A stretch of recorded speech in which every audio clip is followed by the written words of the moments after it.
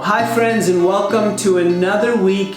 This is week 3 as we talk about dreams. Dreams not for our prominence, but for significance, for the glory of God. Now this week, we're going to talk about this idea of our dreams being forgotten. Even before that, we ourselves feeling forgotten. Remember last week we talked about our dreams being diverted. We talked about how Joseph, this man who was supposed to rule, his dreams are that he would become a ruler and a leader of his people. He's thrown into a pit, stripped off the robe of his father's favor, thrown into a pit, and now sold into exile, sold as a slave into the land of Egypt. So we pick up the story again. Now this dreamer, a slave, just working in Potiphar's house. And everything inside of us screams, this is not fair. This is just not fair.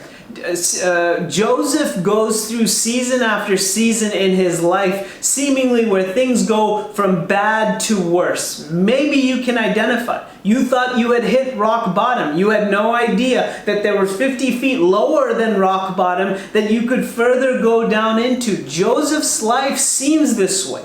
And for the next 2 weeks, we'll examine how people in the Bible deal with these kinds of disappointments.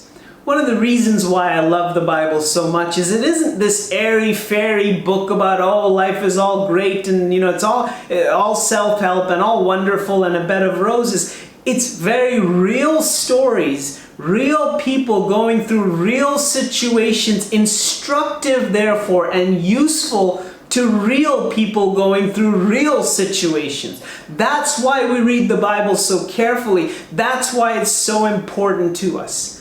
Now, as you read the story today, you're going to, like I said, want to scream, this is unfair. And it really, really is. You see that whole thing with Potiphar's wife. We call her Mrs. Potty because she was a horrible woman, seemingly. And the things that she put Joseph through, how unfair that whole situation was. And he ends up from slave to prison. So from dreamer to pit, 50 feet down, slave, 50 feet further down in prison.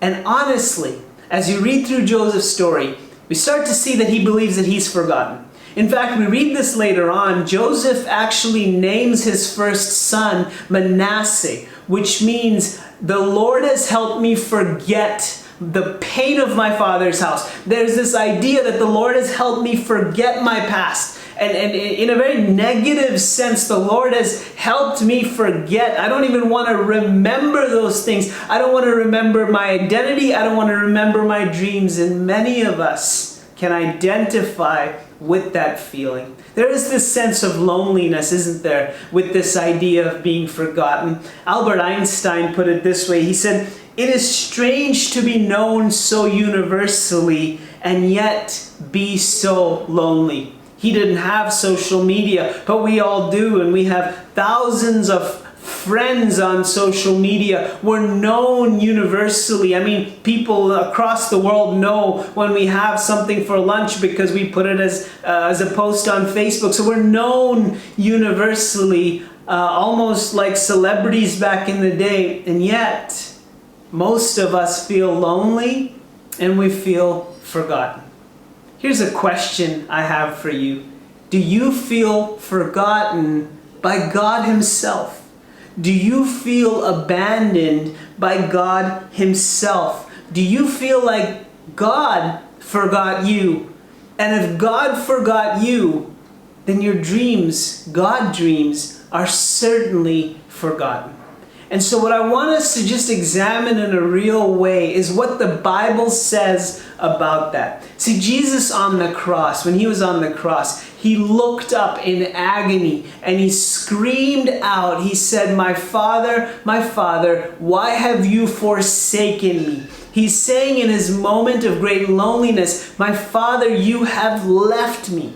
That Jesus on the cross carrying all of our sin was so reprehensible to the Father who's holy and cannot be around sin that the Father had to pull His presence from Jesus. And for the first time, Jesus was without the Father.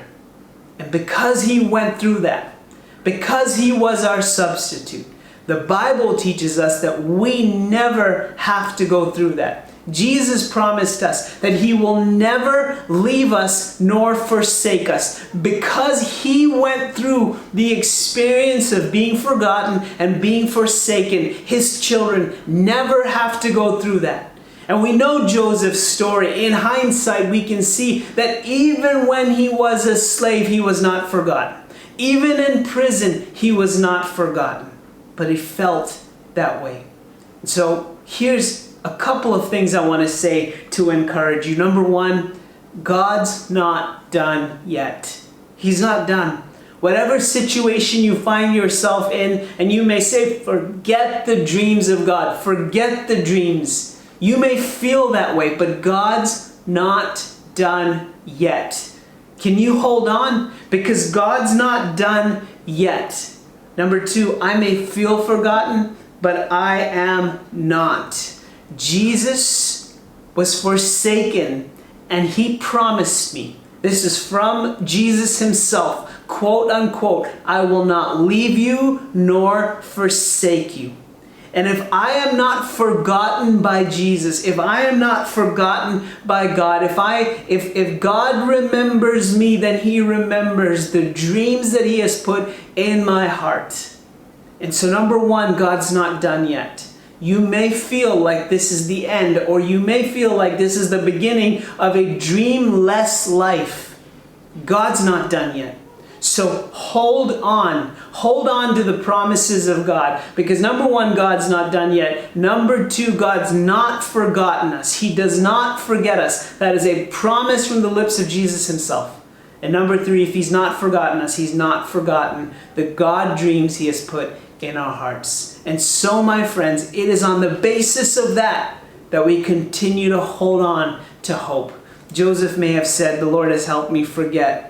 For some of us, the Lord is helping us remember. Forget not the benefits of the past, of what the Lord has done for us, but remember the hope and the dreams that He has put in our hearts. And let's hold on, because God's not done yet. I hope you have a dream-filled day. God bless you.